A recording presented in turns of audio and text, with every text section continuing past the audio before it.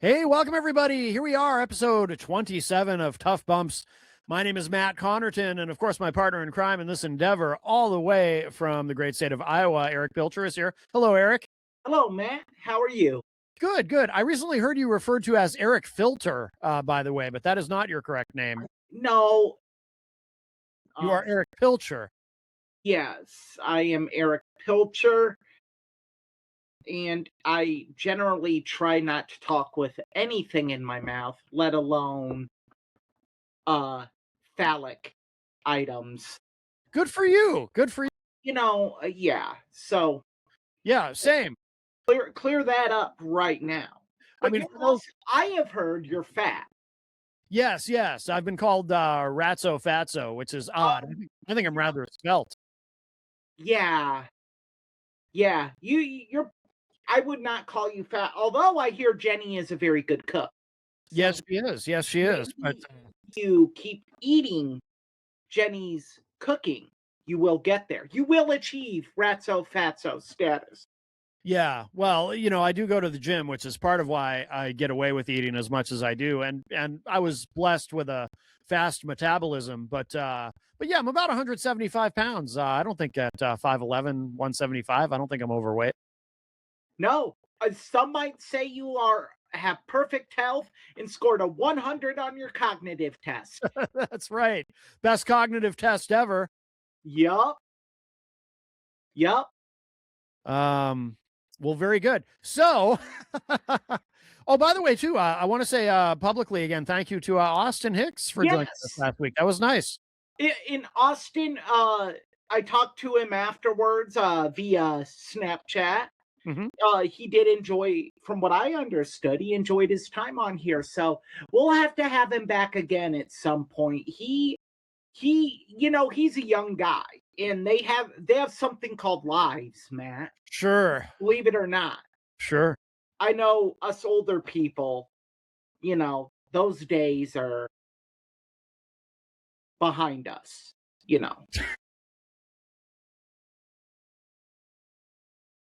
Oh, I fully embrace it. Uh, I don't know. I'm too busy to embrace Oh that. no, I no, I I like I keep an like insane schedule.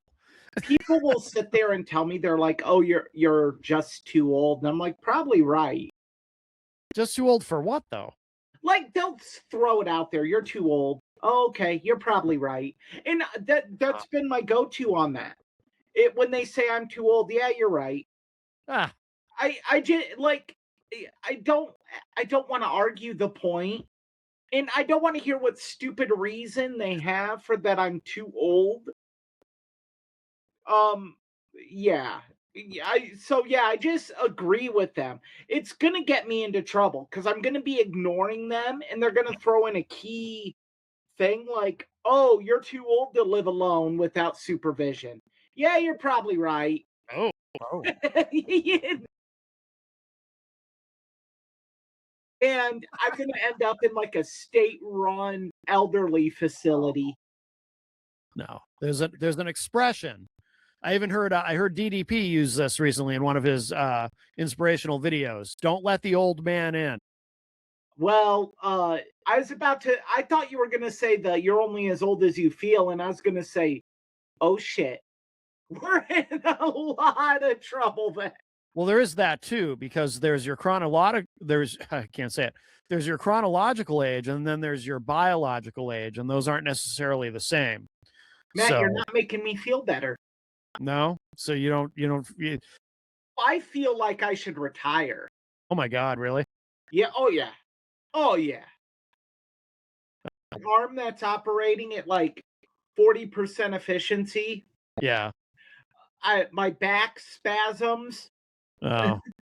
I I'm fortunate because I'm one of those people because I'm older than you, but I no matter how old I get, physically and mentally, I still feel like I'm 25. But I think what that means is I'm one of those people who instead of just getting old incrementally, I'm just gonna be young for a really long time, and then one day the clip. it'll all just collapse in on me. I'll just wake up one morning with debilitating back pain, and I'll just be like, "Oh, I guess I'm old Yep. now." just go over the cliff. I'm going to be one of those guys. Yeah. Which actually might be better. I don't want to. I don't know. I mean, as long as it's a long way away. If it happens when I'm 70, I'm okay with it. And people, I don't want people to get mistaken that I'm complaining about my life, that Yeah. I'm sad. And no, I'm perfectly fine. I have no problem staying at home and watching movies and hanging out with my dog. I'm quite content. Yeah. Good. Good. I mean, I'm a far way from retiring, you know. Yeah. I You mean, know. you're still a young man, all things considered, whether you Yeah. feel And like a I young mean, man. Chronologically, you're still a young man. speaking of retirements, Yes. there has been a pro wrestling retirement. Yes, but and even a retirement tour of sorts, I This suppose. is what we in the business call a segue. Right. Right. Yeah. By the way, so before we talk about this guy, I just want to say I didn't even know he existed until you brought him to my attention. I literally had to Google. How do you not know about this individual? I had no idea. Do you- Brock Lesnar guy is what he is known as. I had to Google that. I had no idea what you were talking about. Yes, Brock Lesnar guy. And for those that are uninitiated, Brock That's his handle on Twitter, by the way. I just put up on the screen his post that you sent me. That's his Twitter. Brock Lesnar guy. those uninitiated, Brock Lesnar guy is mostly, he does attend other wrestling shows. WWE superfan. Mm-hmm. And he is known as Brock Lesnar guy because he was videoed hulking up to Brock Lesnar returning to Raw back in 2012. Oh, so the lore goes back to 2012. Yeah. Okay. I believe that's when the moment of infamy was captured. And with that, hold on 1 second here.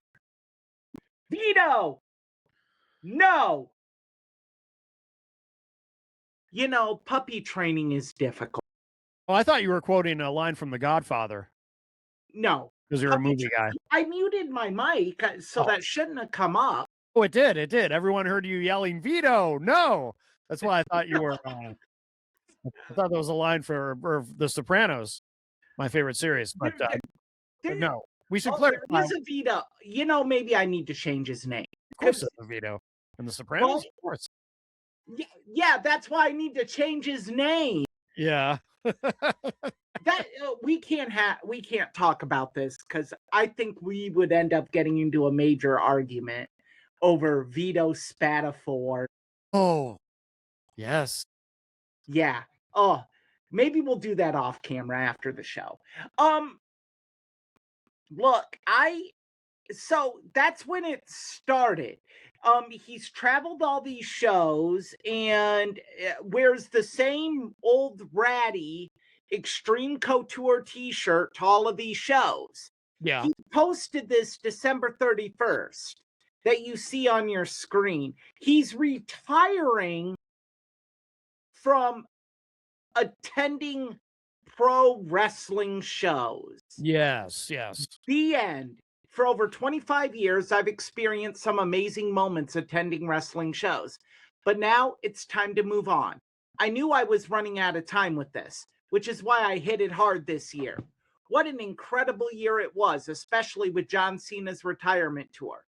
I need to focus on other things now, which I will be sharing with you guys very soon. But as far as attending wrestling shows, it's time for me to move on. I will still be posting content. Oh, joy. Stay tuned. The end, or to be continued. Okay. Oh, there's Vito. Hey, Vito. Right. This is Vito's introduction to the Tough Bumps cast. No, Vito is very cute. Bumps audience. Yes, this is Vito. So for those of you listening to the podcast version of the show, strictly audio, we are staring at a very, very cute dog. Yes, that is Vito. He Okay. is my new dog, not Rock. I correct everyone when they say Rocky's replacement because nothing will Right. replace Rocky. Right. Of course. Um, but Vito's Vito, and he is a handful. Yeah. We think he's a little over a year old. Okay. Yes, he was about to be euthanized, actually, believe it or not. Our shelters, this is going to allow me a moment to kind of go on a personal thing. Shelters all over the country are overwhelmed with animals right now. Mhm. Many are filled to capacity, and they can't go to other rescue shelters because they're filled.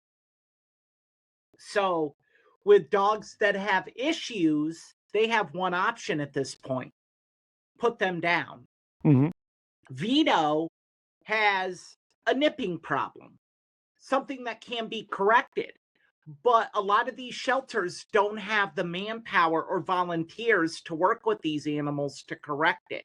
Right. So when I was told this, I knew that I said, well, I was a last chance human being when Rocky rescued me. So let me rescue this dog. Yeah. Let He's a last chance dog. Let me rescue him. And I've been happy. He's a great dog. Definitely keeps me on my toes. He's very hard-headed. But he's fun. So moving on, I digress. Brock Okay. Lesnar guy. One, this guy, and of course, I don't know if he did this tongue in cheek or did this legitimately. There's a video of him taking his t-shirt and putting it over a chair. And the mind-blowing part of all of it isn't the audacity that this guy thinks he's some part of the show. Right. It's he did this at AEW World's End. Yeah. It wasn't even a WWE show. Right. So in the video you see on your screen there, he walks over, lays his shirt on the chair, and pats it, and walks away. Okay. His most recent tweet is a picture of him with his shirt on a hanger and saying the final wash cycle question mark. Right. So what is your objection to? Yeah, Is it all just a little too cringe or? it's way too much cringe. Like, bruh, you're retiring from going to pro wrestling shows. Like the audacity to put yourself above the performers. And that's what he's doing. But isn't he? Well, so let me play devil's advocate. No, don't you do this, and I entertain it all the time because Isn't he just having some fun? I mean, what's the? because when you do this, you make some good points, but there is no good point to be had here. He There really is bothers not. me. You're retiring from sitting at a live pro wrestling event.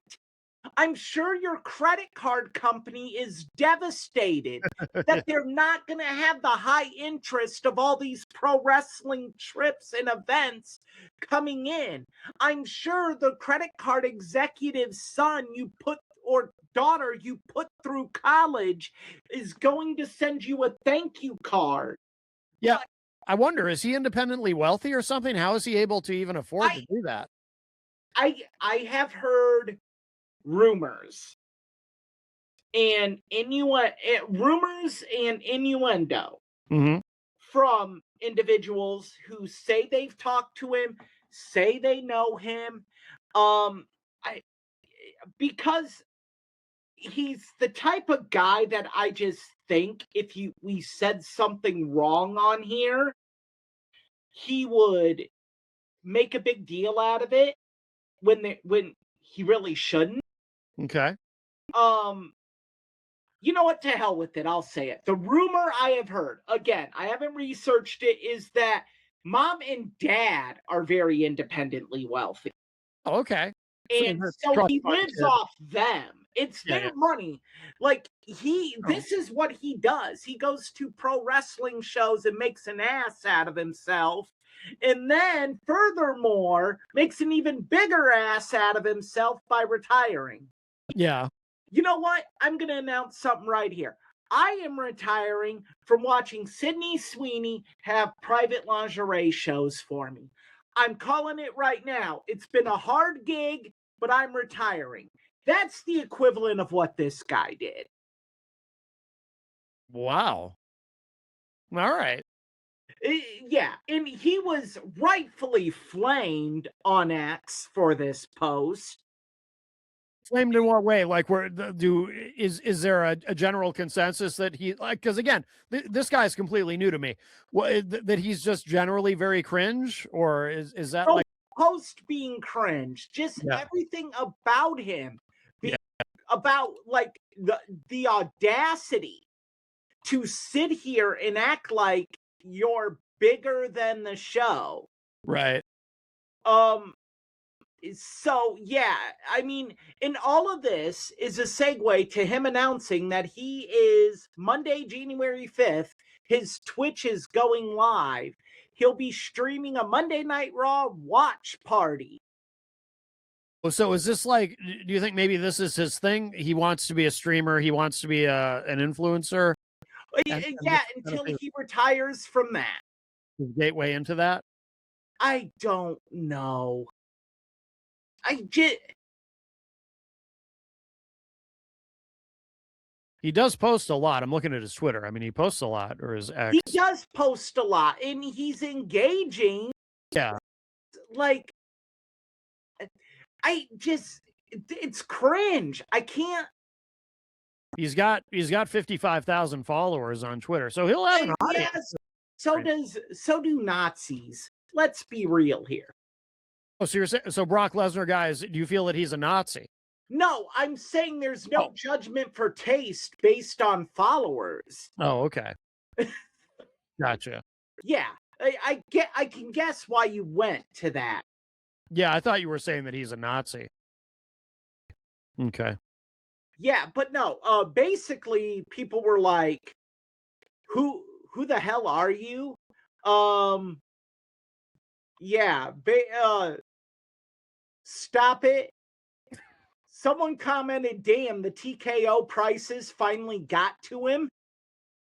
Well, that may not be a coincidence That may not, because he hasn't explained, right? He hasn't explained why he's not going to shows anymore.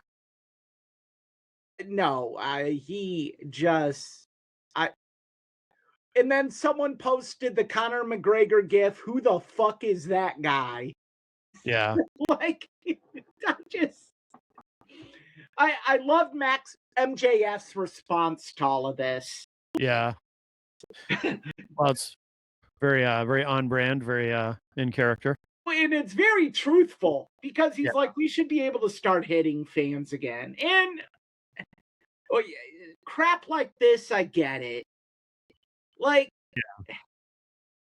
I mean, the more I look at it, I think if he wouldn't have done the video, like, and made a big deal about it, just been like, hey, I've decided I can contribute to the pro wrestling community in other ways than just attending live shows.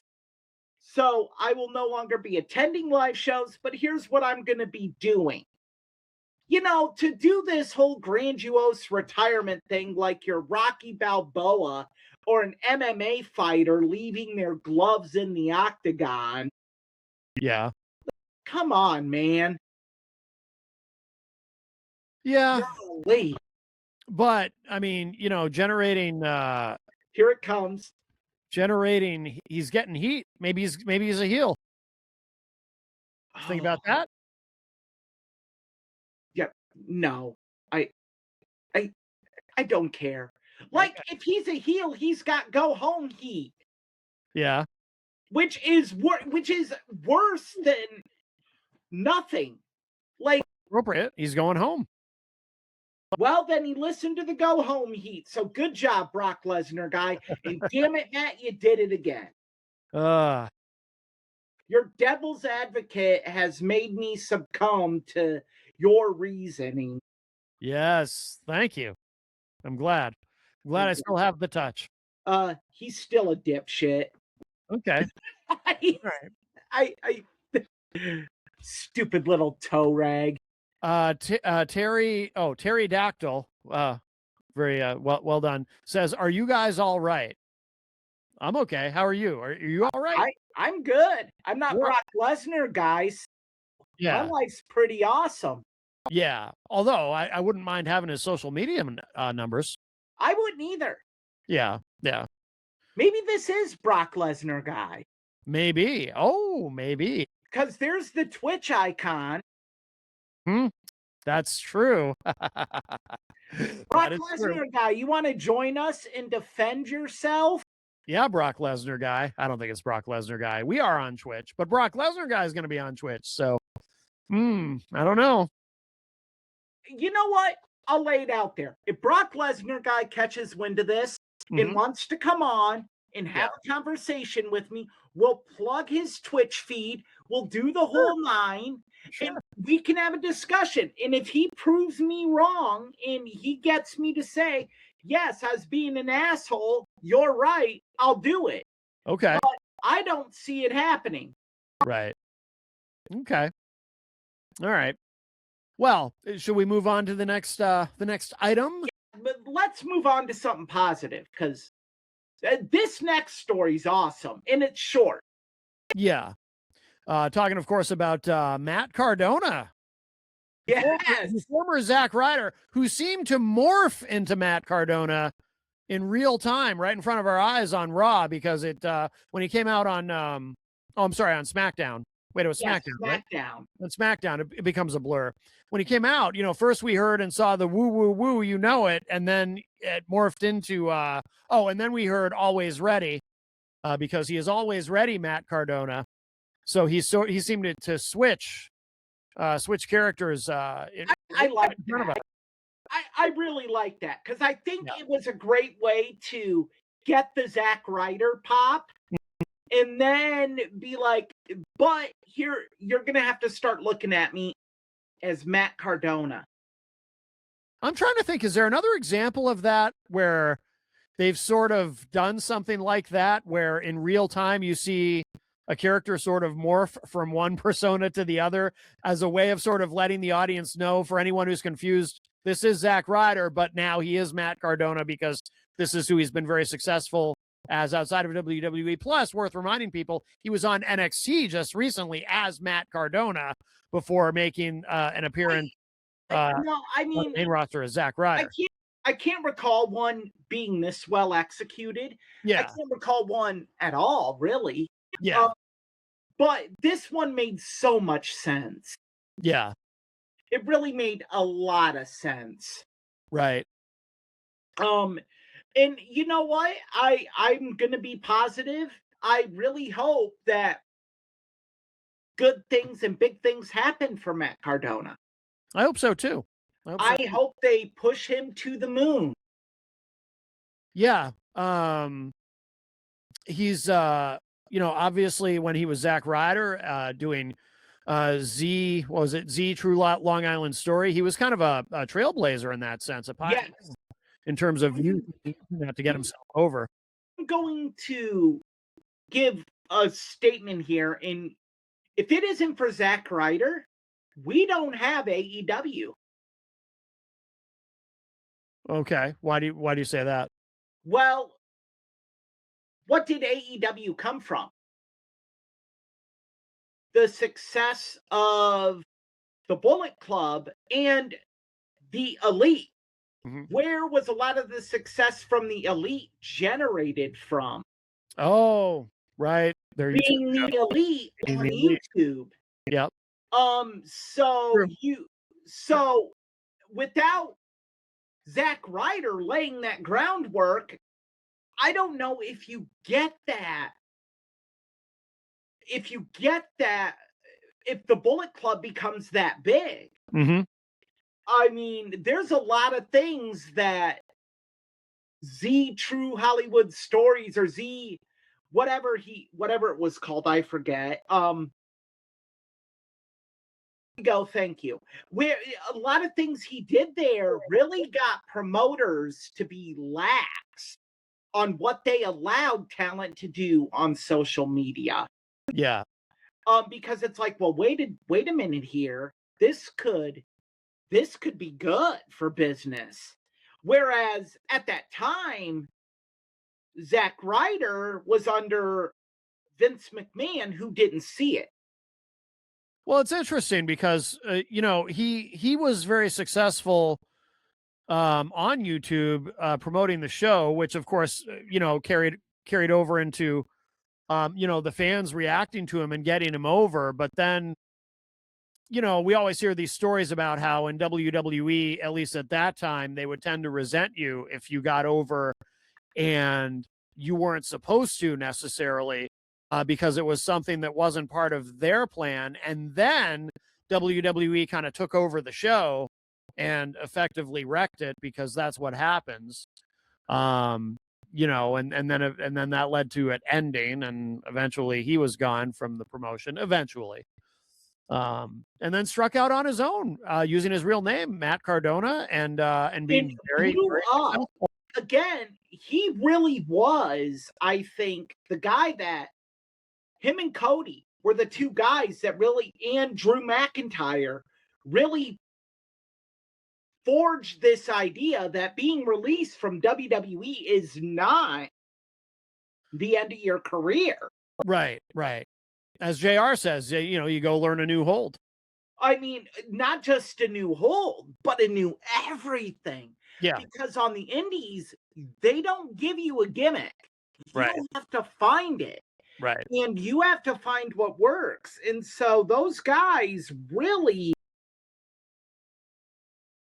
really did such a great job with that. Hmm. So I think that that's so important for us to get out there is that those three guys, Cody Rhodes, Drew McIntyre, and Zack Ryder, I now known as Matt Cardona, really laid that groundwork. Without them crawling, Mercedes Moné, for those of you that are fans of hers, she doesn't run. There isn't an AEW. I mean, and I firmly believe that. I did think of another example where they've brought back, but this is NXT, where they brought back somebody under their new persona using what I assume is their real name. That's Ty Dillinger. After spending time in AEW Yes. as Shawn Spears, he went back to NXT as Shawn Spears. And I don't think they even acknowledge Ty Dillinger, though. I think they treat him like he's a completely different guy, if I'm not mistaken. My thing is that didn't even generate the buzz they hoped it would. I don't think. I What mean, what specifically? just he came back and people are like, "Oh yeah, that's cool." Yeah, well, because he was coming back as this new guy. And I think he I had a like, by the couple. way, I do like his gimmick. I like. I don't watch enough NXT, but I like his gimmick. I think it's fun. He had a couple PLE main events, but my point is like when you do something like this, it's more important what do you do with the momentum from this now. Like obviously this guy, Matt Cardona's strap a rocket to his ass because Yeah, you could have him do anything and the crowd's going to be behind it. Are you willing to do that though if you're the powers that be in yeah, WWE? That remains to be seen. But I've yeah. always been a believer in if someone returns and they got momentum, your plans be damned. You run with the momentum and you see if you can get it to work, because a good idea and a good story is always going to be there. Mm-hmm. It's always going to be there. It's not a situation where you sit there and you're like, oh, well, this isn't gonna, if we don't do it now, it isn't gonna happen. No, you can always go back. That's a great thing about writing stories. Mm-hmm. You can write the first chapter and leave it sit and then go back and be like, well, we can't do this part of it, the build to it, but we could still do the story. Right. We get there. So yeah, I hate this whenever I hear the dirt sheets, the Uncle Daves, the Alvarezes, the Sean Ross Sapp say it's not in the plans. Bullshit. It can be in the plans. Mm-hmm. They just don't, they're lazy and they don't want to make new plans. Mm-hmm. Yeah, I also wonder too if they'll work him in at all with Chelsea Green, of course, is his wife. So I don't want him to. Yeah. I think she has a great thing going with Ethan Page right now. Yeah. I think if you put them together, it's just forced. Yeah. What I would love to see him do is have Cardona say subtle little digs about it. Like, you remember when Stephanie was pregnant and they had DX do them subtle, they weren't really subtle, but those digs, like, we have a picture of Stephanie's that. They should have him do that, and it'd be absolutely hilarious and on brand for the character of Matt Cardona. Yeah, that's true. It would be absolutely hilarious. Yeah, there's a lot they can do, and he's a creative guy, obviously. I'm sure he's got ideas, and with Triple H in charge, hopefully his ideas will be heard, because it doesn't sound like Vince really had much time for him. And he's the only man to hold the WWE Women's Tag Team Championship. What? He held a quarter of the titles. Are you disputing Matt Cardona's claim at that? No. Because his wife was one half. Half of everything she owns is his. Right. He was a quarter of the Women's Tag Team Champions. Yeah. The logic is sound. Sure. Yeah, the only thing that bothers me is that fake tan that he has looks so strange. That's the only. So fits. It fits Zack Ryder. Does it fit Matt Cardona? I would advise you to go watch some Matt Cardona stuff. And yes, it does. Okay. I mean, yeah, it fits. Okay. All right. Fair enough. I haven't seen enough of his indie work. Oh, yeah. He really does. Okay. It fits. It works. All right. Matt Cardona can do no wrong. Yeah. All right. Well, we'll see. All right. Well, should we move on to our next item on the undercard? Yes. So this was a big surprise. I was shocked. They seemed to keep this very quiet until it was time, because there was all this speculation about what was going to happen. So we knew that at the end of the year, WWE's deal with Peacock was ending in terms of the library that, it used to be WWE Network. They moved it all to Peacock. But we knew that at the end of the year, that deal was expiring, and there was a lot of speculation about, I thought what was going to happen was they were going to continue putting the stuff on YouTube. They've got the WWE Vault YouTube channel, which they're constantly adding to. They've got a separate WCW channel that they're constantly adding to the library stuff. I thought maybe they were going to continue to do that. I had no idea, and I don't think many people did. This was kind of a surprise that not all of it yet, but a big chunk of that content is going to be available on Netflix. I don't think yet they've said anything about the ECW Or content WCW or or the territories content. right, but I assume that's coming. But right now, but That definitely might be a won't little bit trickier. You think so? I think there might be some, again, this is pure speculation on my part.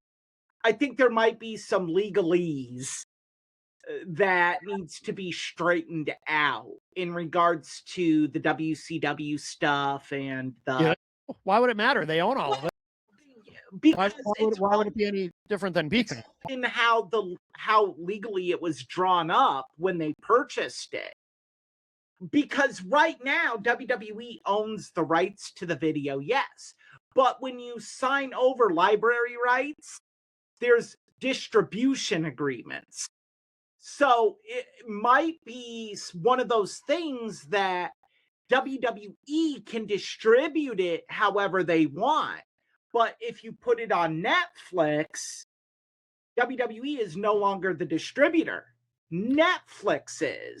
But how would that be any different than having it on Peacock? Fair point. I think there's going to be, I guess I wouldn't be shocked if there's going to be some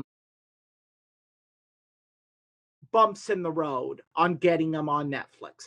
I think that WWE, what they should do is just go back to having the network style, but charge like $5.99 a month. Yeah. And just have it all on there. Because I would pay $6 a month to be able to stream every major pro wrestling event in history. Oh, yeah. I don't know any pro wrestling fan that's going to be like, I'm not paying that. Right. Like, obviously, there would be some things that I would want to see. Like, I would want to see ECW unedited. Obviously, you can't have the music, but there are things they've cut out of ECW that I take offense to. They cut out Bubba Ray Dudley's infamous Heatwave promo. That was great. I wonder, something I've wondered about is in terms of putting because obviously, like we were just saying, they've put a lot of this on YouTube. Is there maybe an issue, especially with ECW, where I assume they would get some sort of exemption because they're such a big provider of content, obviously WWE. But is there potentially an issue in terms of some of that ECW content very stridently violating YouTube's standards in terms of what they will allow and will not allow on their platform? I think WWE right now could probably get any company to concede to whatever they want. Probably, I agree. Yeah. So I don't think that's a big issue. I think it would be an issue at the beginning. But yeah, I want unedited ECW, and this might be controversial. I want Chris Benoit's name to be re-added back to stuff. Like, I get it. And what he did was heinous, horrible, and awful. But you remove WrestleMania 20 from you limit the description of what WrestleMania 20 is. Right. And we all know, I mean, why do that? Why grossly edit that year's Royal Rumble because Benoit won it? I fundamentally agree. I do. Like, there are individuals that, because it affects everybody. It doesn't just affect Chris Benoit. It affects everybody who worked with him. And that's not their fault. They should be penalized for that. But Chris Benoit has a son that's still living. Yeah. He might want to see that celebration with Eddie that you cut out. Yeah. You know, No, I agree Christopher. with you. So, I mean, while I don't think he should be honored and be in the Hall of Fame, No, no, you cannot do that. No, certainly not. No, that would be insane. Um, but yeah, no, but I agree with you. I mean, he shouldn't be, his content should not be discarded permanently. And it is worth mentioning too. I mean, when they examined his brain, please don't anyone take this wrong. I'm not defending don't say anything. it, Matt, because you know they're going to. Oh, I know they're going to, but it is worth pointing out. When they examined his brain, I mean, it was soup. He had, I mean, The with brain of a everything we 60-plus-year-old man with Alzheimer's. yeah, with everything we know about CTE now that we were starting to know then, but we certainly know now, I, I have to play devil's advocate there, Matt. yeah, yeah, Also, I want to say he did have human growth hormone in his body. He did have some form of steroids in mhm. his system. That didn't help. No, no, of course not. But but his brain was pretty messed up.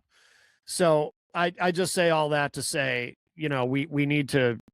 It's worth mentioning. That's all. I don't really have anything to add about that, but I do agree with your point. To just erase him Yeah, from like history is like not.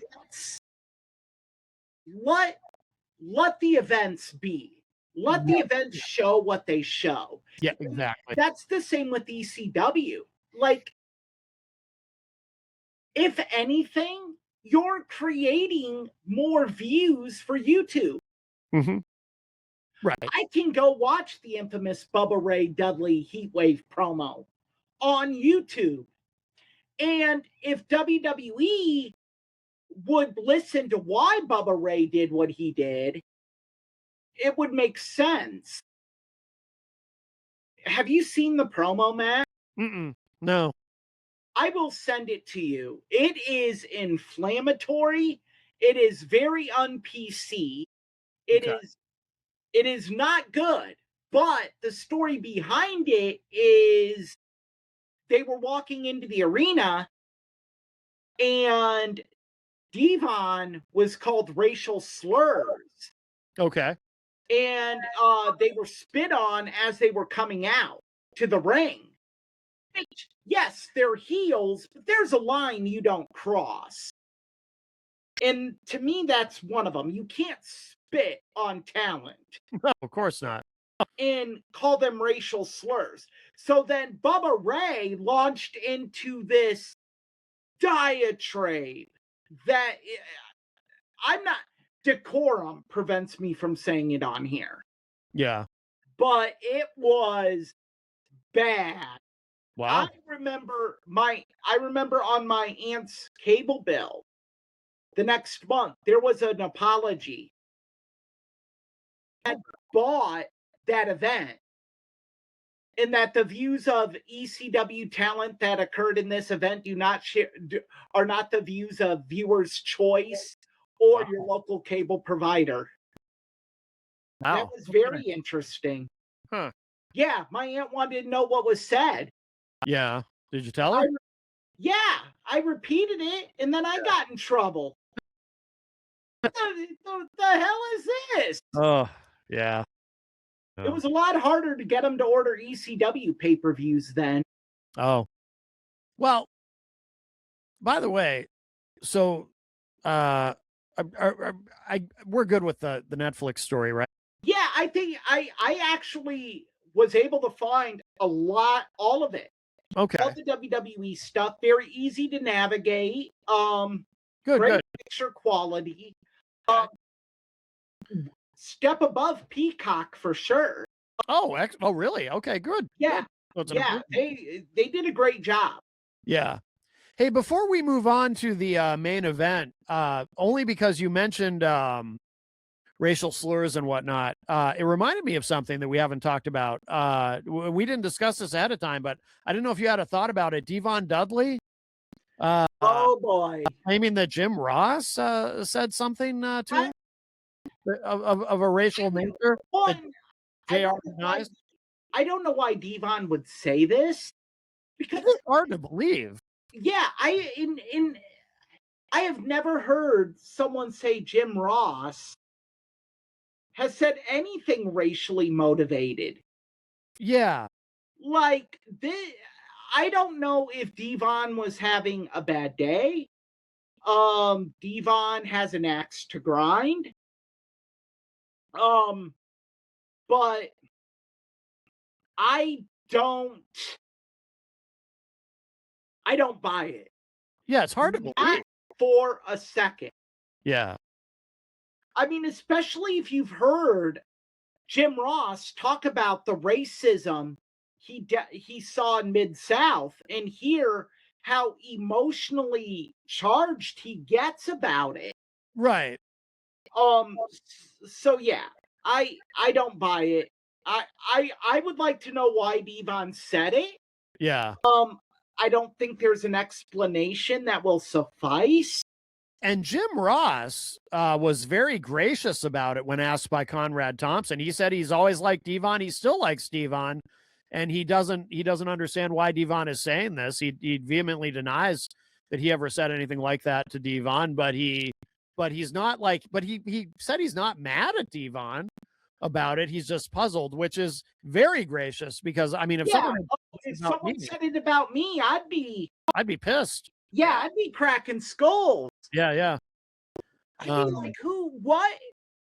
I want to know dates, times. I want to know what was said. Yeah. Kudos to JR. But JR's always been like that. He's never been one to get upset. And I think I was more upset that JR didn't get upset. Like, no, this dude is coming at your credibility. Yeah. Yeah. Like, do something. Say something. Right. Right. Like, come on, man. Yeah. Yeah. I've never heard anybody else ever say that JR was. Ahmed Johnson did, now that I think about it. That guy has no credibility, though. Yeah, like, that just shows you how bizarre this is. Yeah. Yeah. Absolutely. Okay. I just wanted to get your quick thoughts on that, but we can move on to the main event. In all its glory, Starrcade 97, great WCW event. Oh boy. Yeah. Yeah, I watched it today. I wanted Did it to you? I watched it last week, and I'm actually going to send you the event poster so you can good, yeah. Share it to our fans and give some ambiance. I'd like to put that up anyway, because the image that I grabbed is a bit low res, which I didn't expect. I don't think we're gonna find a high res image, but not a high res event in a sense, I suppose. I disagree. Okay. Yeah, because there's two different trains of thought. When I saw it live and when I watched it now. Okay. Watching it now, I think there were two amazing matches on the card. Oh, yeah, I agree with you. We'll probably agree on which ones they were. Three, if in one that was good. So 3 matches were great on that card. The opening match, Eddie Guerrero versus Dean Malenko, was a yeah, that was excellent. Not that I was surprised, because of course it was. Two guys who probably couldn't have a match if they wanted to. And there was a particular spot in that, by the way, that I loved, that I'd never seen before. When Eddie decides to powder out of the ring, and he runs. The only way I know how to describe it for people who haven't seen it is he runs out of the ring, but on his knees. He runs out of the ring. I'd never seen anything like that before. It was amazing. In WCW, when he was a heel, he did that spot quite a bit. Oh, did he? See, I don't remember that for some Yes. reason, except that what Yep. was If seen he it today. was going up against a monster face like Yeah, Ray or Dean or Ultimo Dragon or yeah. Juventud, he would do that spot. Oh, did he ever do that in WWE? No, Okay, because he couldn't at that point. okay, because I don't yeah, because I when I saw that today, I was like, "Oh, wow, that's cool." I have no recollection of seeing him do it before, but, that was Yeah. impressive. And then I thought Diamond Dallas Page and Kurt Hennig was a great match. And I think that like a lot of people point at DDP going over on Savage as his coming out party. I think this was a stronger candidate for that than that Savage match. I would agree because again, in Kurt Hennig, you had a guy who couldn't have a bad match if he wanted to, and could work with anybody. And I'm a big DDP mark too. I love DDP. I always have. Um, Yeah, I think they told a great story. yep. And then a match that I think I'm going to shock a lot of people when I say this, Buff Bagwell versus Lex Luger was a very good match. Given the people involved in the match, I Yeah. think it was very good. And I think, look, we can sit here all we want and bash Lex, bash Buff. Lex was a decent worker. Okay. Wasn't was not a good worker. But I want to say this about Marcus Bagwell. I give him credit for turning his life around like he has, and given his recent medical issue, having to have a leg amputated, and by everything I've read online, he really has kind of become, this kind of beacon and being real positive. So, and he's actually been going to conventions. Yeah. So I think it's great. But I thought that was a good match. Given how bad it could have been. Yeah. Yeah. That was fine. It was fine. Um yeah, and given the fact that they were shortchanged the Giant versus Kevin Nash on Oh, this yes. card. Yeah. That was Um when Kevin Nash thought he as a shoot. Kevin Nash was in the hospital, apparently concerned about his heart. His father, I believe, died of a heart attack at 36. let me I call bullshit. You know, Look, on what? I love Kevin Nash. Yeah, yeah. I think he's one of the best big men in the history of the business. Kevin Nash didn't want to do business that night.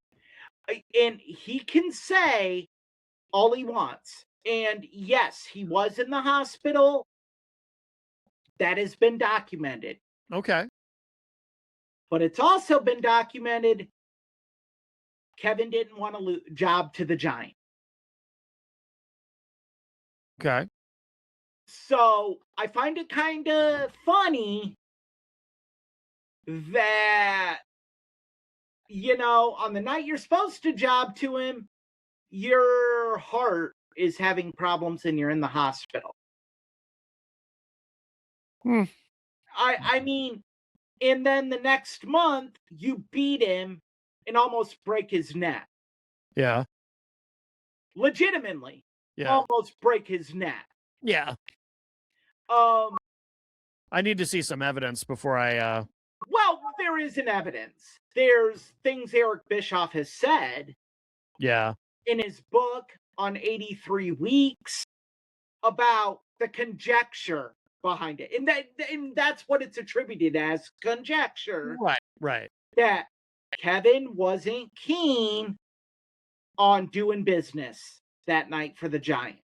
Yeah. And I'm going to agree with Kevin Nash in principle, because what purpose does it serve for you to lose to a guy whose contract was expiring? Yeah, and then he went to WWE. Yeah, Yeah. I mean, less than a year later, he was in WWE. right, But that's not your job, Kev. right. Yeah, exactly. So I mean, look, we'll never know the truth behind that. Um, Eric Bischoff has said Kevin was in the hospital.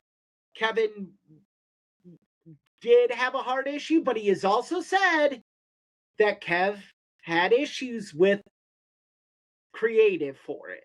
Yeah, And, you know, it just further cements that this event, which should have been the beginning of like WCW going to the next level, was the plateau for WCW.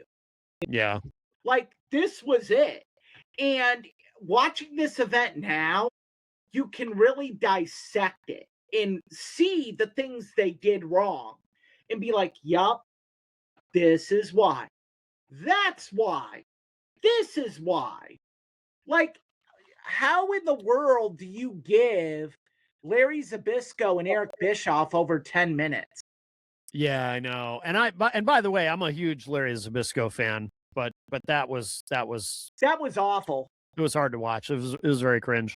That was Yeah. disgusting. That wasn't a match. No, no. Yeah, that should have been that should have been half the time if you're gonna because it was all just silliness anyway. It shouldn't have been.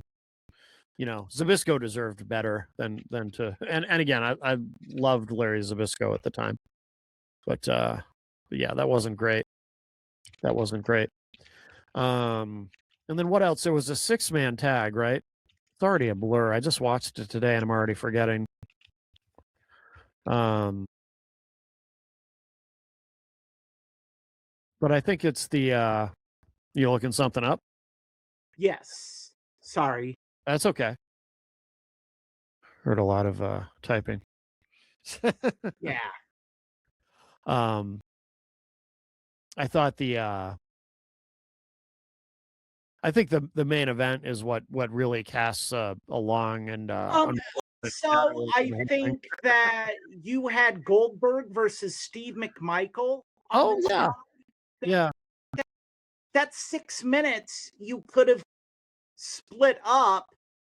Like, there are matches on this card you look at and you're like, that's a Monday Nitro match. Yeah. Why is it on here? Saturn defeating Chris Benoit? Who cares? Right. The 6-man tag, Savage, Norton, and Vincent defeating Ray Traylor and the Steiner brothers. Yeah. Like, come on. Yeah. Like, but I remember the build up to this. You could have put anything on this card, but it was always going to be about Hogan versus Sting. And look, I don't even know where to begin with this because I don't think I have ever seen a buildup like this just be destroyed in the span of one match. Yeah, just kind of wasted. Kind of. Because it took a shit and flushed. Yeah. Like, you had an amazing buildup. For Christ's sakes, 4.2 million people watched a re-air of Hulk Hogan's shitty made-for-TV movie just so they could watch the press conference. Mm-hmm. Like, you had money to be made. Yeah. But because of, and we'll get into all of it, but because of whatever the hell happened, you blew it all. You blew it. Yeah. Well, having Bret Hart be the special guest referee was just bizarre. Yeah, that's the other thing. You have the hottest free agent, a man just oozing controversy, and you have him special guest ref a match. Yeah. What are you doing? Makes sense. Doesn't make any sense. Like, what the hell? Yeah. Like, you mean to tell me you couldn't have found a match for Bret Hart? You couldn't have put Bret Hart on the card? But you decided to have Saturn defeat Chris Benoit in nearly 11 minutes. Like, you could have done Bret Hart and El Dandy. El Dandy's a jam up guy. He really is. You could have had a clash of styles. You could have had Bret Hart versus Rey Mysterio. Mm-hmm. Yeah. I mean, give them 20 minutes and cut 2 of your bullshit matches. Yeah. Like, you literally are just sitting there feeding.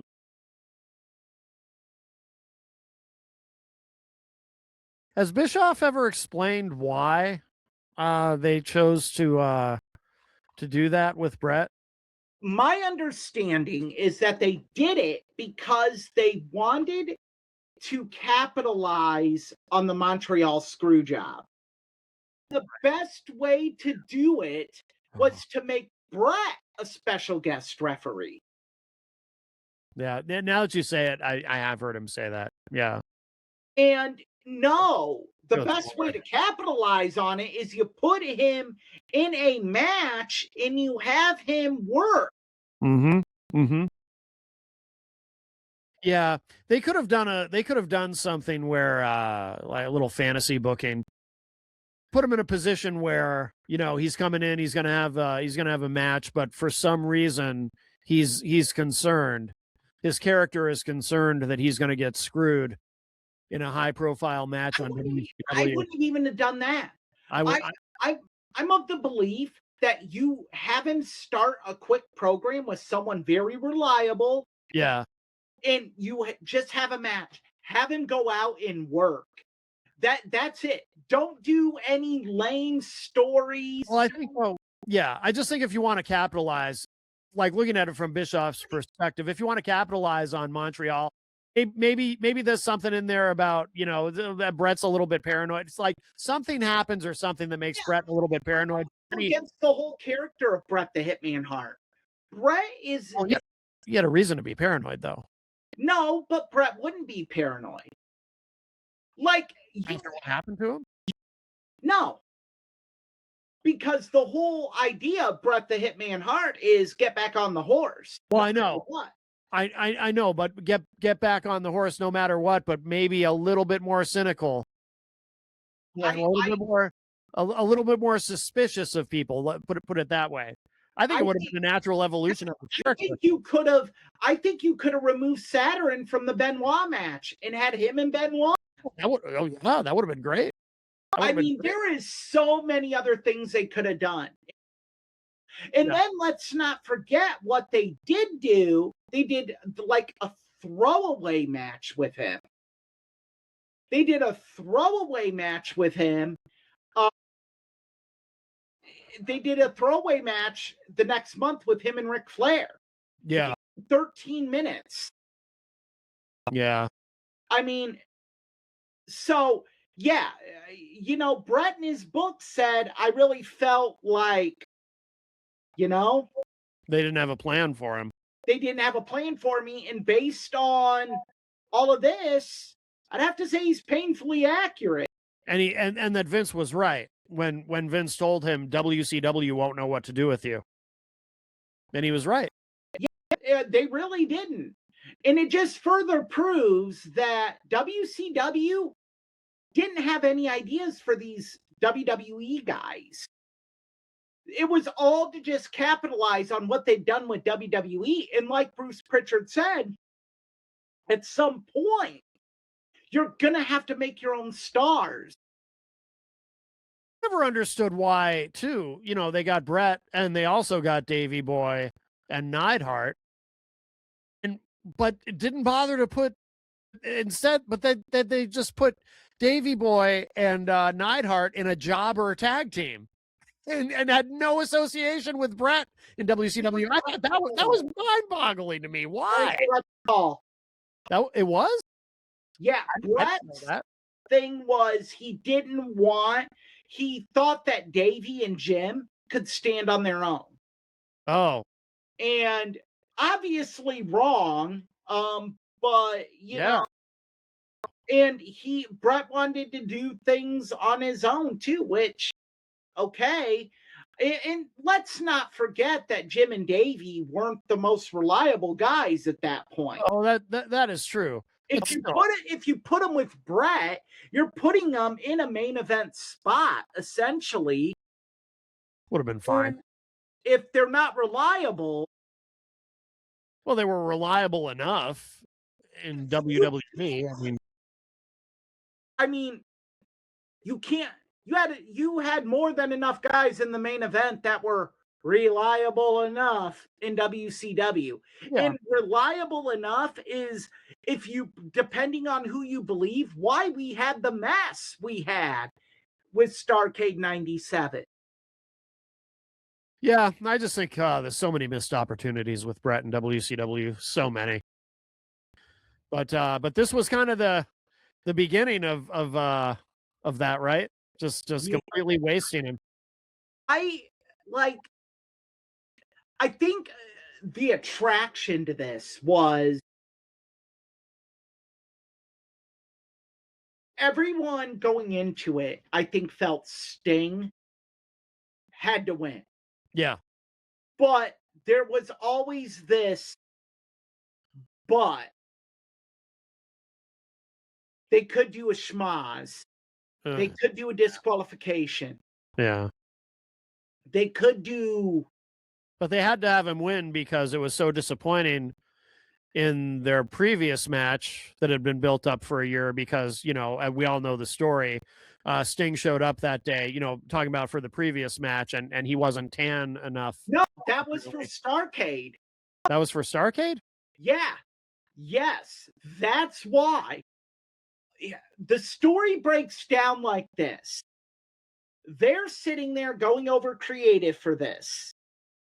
And Sting was emotionally checked out. Well, that's why Sting couldn't go over clean. Is that what it was? No, Hogan wasn't going to do the job, period.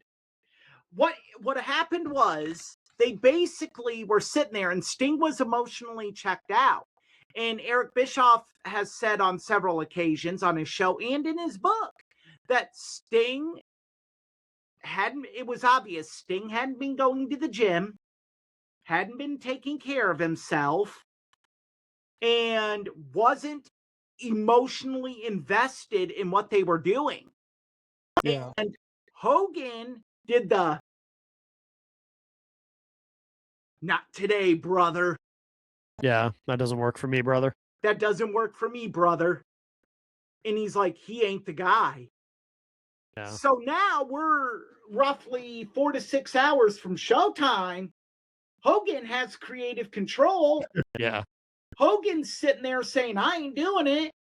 And Eric Bischoff is trying to have to clean up because you have a sold out MCI Center. They're the first major event in the MCI Center, by the way. It had just opened. And you have a damn near riot on your hands if Sting does not go over. Yeah. So now you're having to clean up the mess. So now this is when we get into he said. The original plan was Nick Patrick was supposed to do a fast count. Oh, yeah. Brett was supposed to come out and say, this isn't happening to another wrestler while I'm in the building. Yeah. This ain't happening again. Knock out Nick Patrick and restart the match as the referee.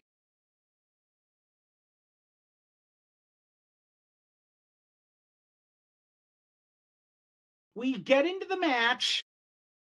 Now, Nick Patrick says before the match, Hogan goes up to him and says, "No fast count." Oh, that's right. The whole Nick. All right, I remember this now. Yeah. Hogan says, "No fast count." And Nick goes, "Who said?" And he goes, "Eric." And Hogan basically alludes to the fact that Sting is supposed to kick out. Well, if you watch it, there isn't a fast count. Sting doesn't kick out, and Hogan gets the win, but Bret Hart still comes out arguing over a fast count that never occurred, restarts a match that ended legitimately, and Sting wins with the Scorpion Deathlock, and you never see Hogan tap out. Oh, I didn't even notice that. Yeah, Hogan doesn't tap out. I didn't notice that. Oh, wow. And if he said "I quit," he didn't sell it. Yeah. Because his head doesn't move. Hogan just lays there in the Scorpion Deathlock. So they did a screw job on Hogan. But that's not how it was sold. And I know. how are you going to sell a screw job on a heel? Right, yeah. That's not sellable. The NWO had fans, but you're not going to sell them on the franchise of WCW screwing over Hulk Hogan. Right. It isn't going to happen. Yeah. So, yeah. So Hogan recently, in what was probably his last interview about it for the Who Killed WCW series, said Sting was supposed to kick out. Eric Bischoff said no. That was never the plan. It was supposed to be, but it was. Right. It was a normal count. Yeah. If you look closely at that, and I challenge all of our viewers to rewatch that event, look at Nick Patrick's face after he counts to 3. He looks like he just shit a brick. He looks like, oh my word, what did I do? Yeah. Well, he was in an impossible situation. Well, you know, somebody selling him something and somebody else is selling him something, and because I've heard him talk about it too. Nick Patrick, again, his story has never changed on it. Right. His story and Eric Bischoff's story have been the most accurate. In terms of consistency? Yeah. Yeah. Sting has admitted that he was not where he should have been for that match. Oh, I didn't know that. I didn't know Sting had ever addressed it. Yeah, Sting has said, I wasn't where I should have been. But Sting even said he thought it was supposed to be a fast count. Yeah. So I think, and a key party in all this is no longer with us. But 3 of the participants are saying the same thing. Only one of them is saying something different. And that one had the most to gain by the change. Mm-hmm. And then, yeah, so that's where this thing was all a mess. Yeah. Now, the end result, I think, made up for it. Because you had that beautiful shot of all the WCW guys in the ring celebrating with Sting. Sting jumps up on the turnbuckle and yells into the camera, "Mamacita," for some strange reason. Yeah, I didn't get that. Well, all the Hispanic wrestlers were around him at that point in time. So, okay, yeah. Conan was behind him. No, Conan was it. Eddie Guerrero was, Ultimo Dragon. I think Ray was behind him. So yeah. But yeah, and then I think the booking after it really exasperated the issues with the event. I don't even remember what happened after that. This whole thing where they did the rematch on Nitro, but it aired after Nitro. So you had to watch Hulk Hogan's crappy TV show. And Oh, commercials, they would go back to the match. yeah. And then they had that match ending controversy. So then JJ Dillon comes out and holds the title up. Then they're like, a decision will be made on the WCW title at Sold Out. So you bought the Sold Out pay-per-view to hear the decision. And the decision was the title was being held up and there was going to be a rematch between Hogan and Sting at next month's event, Super Brawl. Mm-hmm. Yeah. And let's not totally ignore the fact that Scott Hall was owed a WCW championship match because he won World War III the month before Starrcade. Yeah. Did that end up not happening? Did he never They get it? did at WCW Uncensored because Scott Hall was in rehab. Oh, okay. Gotcha. So another reason why they had to do what they did. Yeah. Yeah. What a mess. It was. And it should have been cut and dry, easy. Sting wins. Hogan go off TV for a while. Make your crappy TV shows and your crappy movies. Yeah. Sting carry the title. Fight off the NWO. Blah, blah, blah, blah, blah. Easy peasy. Yeah. And so what if Sting didn't have a tan? He'd been hanging out in the rafters for a year. I mean, He'd only gone to the beach. Let's be real, Matt. When Sting, you watched that today, Sting looked like crap. I don't know. You know, to be honest with you, it didn't even occur to me. I didn't think I don't know. I didn't think he looked. I mean, one, he was gassed 3 minutes into it. Huh. That's what hanging out for a year in the rafters will do to you. 3 minutes into a 13-minute match. He hadn't had a match in a year. He was brooding. A brooding man. No, a man whose marriage and everything was falling apart. Oh, was it? Yeah. No. Yes. Yeah. He rightfully so. He had issues. He had Mrs. Sting on his mind. Well, yeah. He was. I mean, and he's spoken at length about this, that his personal life was in shambles. Yeah. And so WCW was in a tough position because at this point, you cannot backtrack. Mm-hmm.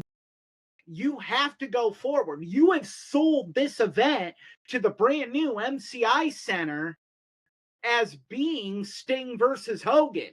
Right.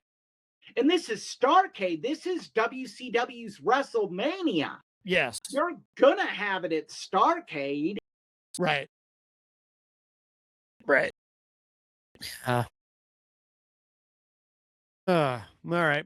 Well, I think we've exhausted that. What do you think? Do you have anything else to say about Starrcade 97? I think, overall, if I were rating the card, I'd give it 4 out of 10 stars. It was decent. Yeah. I think, if you watch this event and you still don't understand why WCW fell apart, you don't know wrestling. Because it was all there, black and white, clear as crystal. Yes. What was going on? Yep, absolutely. Absolutely. So I just realized I don't think we talked at all about what we're doing next week for We the main did event. not. No, we So gotta get better at that. we can do that now live. Live? Wow, you're putting me on the spot. Pull back the curtain for the live viewers and listeners. Yeah. You know what? I think we should do Royal Rumble memories. Okay. Just talk about the Royal Rumble, the changes they've made to it, moments that made us ugh, that moments that we liked, Yeah. botches, uh moments that'll stick with us. So if anyone in our audience has favorite Royal Rumble memories, let us know on social media and we'll talk about it. There's a lot there. Yeah, no, that's a great idea because the Rumble is coming up. Although you won't be watching it I this week. will not be watching the Royal Rumble. Yeah, you do not watch anything from Riyadh. No, I do not. So, all right, but no, but it makes sense timing wise. We'll talk about it. Yeah, Talk no, that about sounds good. like talk about, some of the I always remembered the Royal Rumble feeling bigger than WrestleMania when I was a kid. That was always a feeling that I had. Yeah, yeah, Like, understandable. I and mean, just for a lot of people, it's their favorite event. m- it my favorite is actually growing up, my favorite was Survivor Series. Yeah, Because you had football during the day, you ate, and then you had Survivor Series. And your parents didn't give a damn because they were exhausted. right. Yep. No, that sounds good. Yeah, let's do that for next week. We'll do Royal Rumble memories. I like that idea. Royal Rumble memories. We can kind of talk about the history of it. Yeah, and there's a lot there that went Yeah. into the planning. Brainchild of Pat Patterson. Yep, yep. And it was originally called, because I remember this when I was a kid, it was originally called the Rumble Royal, and then they changed the name. You didn't know that? I did not. It was originally called a Rumble Royal. I remember Mean Gene saying that, the Rumble Royal. And then I think by the time, but I think it was even before the first event actually aired. I think the night that it aired, because it wasn't on pay-per-view in the beginning either. It was the first one aired on the USA Network. And I think that night they changed it. They kept calling it the Rumble Royal, but then that night, all of a sudden, they were calling it the Royal Rumble, if I remember correctly. But yeah, it was originally the Rumble Royal. And we could talk about the first year they said the winner gets a shot at the title at WrestleMania. That Yep. wasn't always a stipulation. Exactly. Exactly. And it's not the year people think. Do you remember who won the first Royal Rumble? Hacksaw Jim Duggan. That's right. That's right. When it was on USA. Yep. Yeah, a lot of people think it's the year that the year WrestleMania 6 when the winner got the title shot at WrestleMania, and that is not true. No, no. Well, very good. So that'll be so that'll be the plan for next week, and we'll see whatever else comes up. Well, very good. Very good. This is we're coming up on an hour and a half anyway, so that's kind of the sweet spot for the show. Anything you want to mention about Pilcher's Point? Pilcherspoint.com? Gotta get back to blogging. Just been a lot going on. I re-injured my elbow at physical therapy last Monday. So At physical therapy? yep, I was doing overhead stretches with resistance bands, and I went, yeah, it hurts. I went forward and I felt a hard pull in my elbow, and you can see right here. Yeah. Oh, wow. And then a pop. Oh, So that's not good. yeah. Just a lot of sleeping in Sofa City because I have a sectional, so I have a Chase Lounge that I can sleep on. Okay. My arm elevated in. Yeah. So yeah, been a lot of phone calls and a lot of stuff that I have to deal with and sort through, unfortunately for me. Sorry to hear that. Yeah, never seems to end, huh? Jeez. Are you Like I said, I've come to terms with my right arm never being the same. are you in pain? Oh Constant yeah. pain? Oh yeah. Sorry to hear that. That's Like yeah, like throughout I've been kind of moving it around, and yeah. yeah, it's been trying. There will be light at the end of the You tunnel. know, look, I don't have it any worse than anyone else. Sure. All things considered, I have it pretty good. You Yeah. know, I have a roof over my head, my lights are working, I have food. You know, I have it pretty good. Yep. I just have a jacked up arm, and it just so happens to be my dominant arm. Yeah. Um, I mean, there's solutions. It's just you gotta. There's a process you have to follow for the solutions, and the process sucks ass. Yeah. Yeah. You'll get through it. You'll get through it. You've got a good attitude about it. So I mean, look, this isn't a constant attitude. I'll be honest. I can be a real asshole about it. People that are close to me know I've been rude to several of them. um, Dealing with this. sure. Unfortunately, I regret it, but it's a part of my makeup. I am not the sunny ray of sunshine I portray on Tough Bumps. Well, that's okay. But overall, your attitude about it is good. Yeah, you look. I'm breathing. I'm alive. Yeah. I mean, I'm in reasonably quasi good health. Yeah. So what do I have to complain about really? I mean, Right. my arm hurts. Going outside in the Midwest in the middle of winter sucks Mm-hmm. with it. Not fun. Yeah. But this too shall pass. Yes, it will. Yes, it will.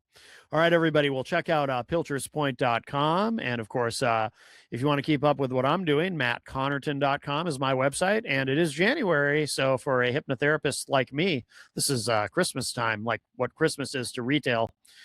January is to a hypnotherapist. So if you've got New Year's resolutions and you need a little boost, You need to quit. Yep. You need to quit playing mind games with people. Yeah. I've heard that online on YouTube. Yeah. Yeah. That it's some voodoo stuff you do. Right. You need to Right. quit that. Yeah. I don't know. The person who said it just seems very unhinged and deranged too. So Yeah. Well, maybe my friend Brooklyn Mike can help me with that. You know, Brooklyn Mike. Yeah, yeah. Brooklyn Mike sounds like a real New Yorker. He's a real New Yorker. Yeah. Yeah. Yeah. You know those people that live in Poughkeepsie? Yeah. Not real New Yorkers at all. No, they're fakes and posers. Yup. You Yeah. got to live in Brooklyn or Bensonhurst Yes. Yeah. or Harlem. That's where the real New Yorkers are. Harlem. Yes. Yes. So, all right, I'll see if Brooklyn Mike can help me. Yeah. Brooklyn Mike or Harlem Marcus. Harlem Marcus. Yep. Absolutely. Well, very good. And everybody, if you watch this on YouTube, please like and subscribe. Or if you Yes. get this in podcast form, please subscribe to Tough Bumps on the podcast platform of your choice, et cetera, et cetera. And I guess that's it for episode 27 in the books. 27. Wow. Half a year of episodes. I know. We're pretty consistent, too. Not everyone is. Not everyone is. No. That's right. All right. That's it for this episode of Tough Bumps. Thanks, everybody. We'll talk to y'all a little bit later. Bye.